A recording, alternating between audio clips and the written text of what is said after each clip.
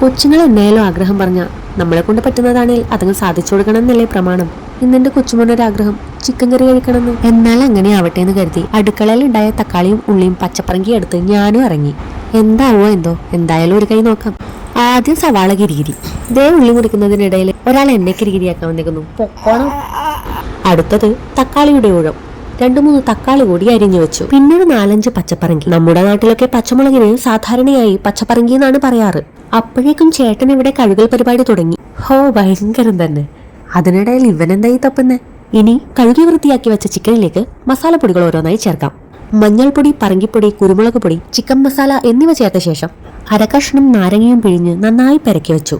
അപ്പോഴാണ് ഉപ്പിട്ടിട്ടില്ല എന്നുള്ള കാര്യം ഓർമ്മ വന്നത്. ഇപ്പോഴെങ്കിലും ഓർമ്മ വന്നത് ഭാഗ്യം. അങ്ങനെ എല്ലാം കൂടി ഇട്ട് മിക്സ് ചെയ്ത് വെച്ച ചിക്കൻ 5 മിനിറ്റ് വച്ച ശേഷം അടുപ്പിലേക്ക് കയറ്റി. ഇനി നമുക്ക് ഇഞ്ചി, വെളുത്തുള്ളി, പച്ചക്കുരുമുളക്, കാന്താരി എന്നിവ ഒരു ജാറിലേക്കിട്ട് അരച്ചെടുക്കാം. അപ്പോഴേക്കും അടുപ്പത്ത് വെച്ച ചിക്കൻ ഈ ഒരു പരുവത്തിലായിട്ടുണ്ട്. ഇനി അതിലുള്ള വെള്ളം വറ്റുന്നത് വരെ തുറന്നു വെച്ച് വേവിക്കാം. അടിക്ക് പറ്റാതിരിക്കാൻ പ്രത്യേകം ശ്രദ്ധിക്കണം. ഇങ്ങനെ നല്ല രീതിയിലായി വന്ന ശേഷം ഇതിനെ ഒരു പാത്രത്തിലേക്ക് മാറ്റിവെക്കാം. ഇനി ഇതേ പാത്രത്തിൽ തന്നെ നേരത്തെ മുറിച്ചു വെച്ച ഉള്ളിയും തക്കാളിയും പച്ചമുളകും വഴറ്റിയെടുക്കാം. അതിലേക്കും ആവശ്യത്തിനുള്ള എല്ലാ പൊടികളും ചേർത്തിട്ടുണ്ട്. അങ്ങനെ അത്യാവശ്യം വെന്ത് ഈ ഒരു പരുവത്തിലാവുമ്പോൾ നമുക്കിതിലേക്ക് ഒരു നാരങ്ങയുടെ പകുതി കൂടി പിഴിഞ്ഞു ചേർക്കാം. ഇനി ഇതിലേക്ക് നേരത്തെ അരച്ചു വെച്ച ആ മിശ്രിതമുണ്ടല്ലോ, അതും കൂടി ഒന്ന് ചേർത്ത് നന്നായി ഇളക്കാം. എല്ലാം കൂടി വെന്ത് നല്ല പാകമായി വന്നിട്ടുണ്ട്. അതിലേക്ക് നേരത്തെ മാറ്റി വെച്ച ആ ചിക്കൻ ഉണ്ടല്ലോ, അതും കൂടി ചേർത്ത് നന്നായി ഇളക്കിയെടുക്കുക. ആഹാ, ഇപ്പൊ തന്നെ നല്ല മണമൊക്കെ വരുന്നുണ്ട്.